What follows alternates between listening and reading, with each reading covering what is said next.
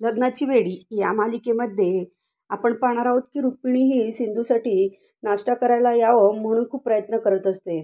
परंतु राघव सांगतो की आई ती झोपलेली आहे, तिची ॲसिडिटी वाढली आणि तिचं डोकं दुखत आहे. परंतु राजश्री म्हणते की माझा यावर बिलकुल विश्वास नाही, तू आधी सिंधूला घेऊन आहे का मी जाऊ. तेव्हा राघव सांगतो की आई तुला माहिती आहे ना, तिचं डोकं दुखत आहे त्यामुळे ती आली नाही. तेव्हा रुक्मिणी म्हणते की तू या दोघांमध्ये पडून तुझी तब्येत खराब करू नको राजश्री, तू नाश्ता करून घे. तेव्हा राजश्री म्हणते की मला माहिती आहे राघव तिच्याशी भांडतो आणि स्वतः नाश्ता करत नाही आणि ते असं होऊ नये म्हणून मला वाटतंय. आणि आता मला तर असं वाटतंय या दोघांमध्ये कोणी येऊ नये, लवकरच मला या दोघांचं लग्न लावून द्यायचं आहे. मधू मात्र या गोष्टीचा विचार करत असते. मधू म्हणते की कृष्णाने राघवला प्रेमाचा होकारही दिला नाहीये आणि तिने माझ्याबद्दल सुद्धा राघवला काहीच सांगितलेलं दिसत नाही. पण तिच्या मनात नेमकं काय आहे.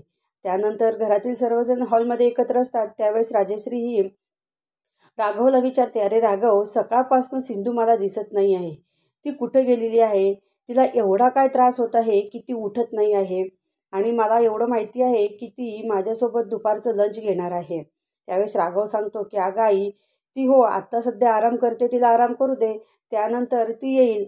परंतु राघवचं ही राजश्री ऐकत नाही. ती त्याला समजवण्याचा प्रयत्न करत असते, परंतु राघवसुद्धा समजत नाही आणि राजश्रीसुद्धा नाही.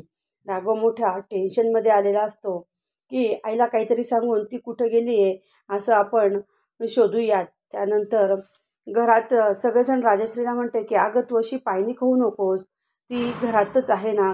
त्यानंतर ती राघवला म्हणते की राघव, ती पुन्हा आपल्याला सोडून तर गेली नाही ना. त्यावेळेस राघव म्हणतो असं तू काही बोलू नको.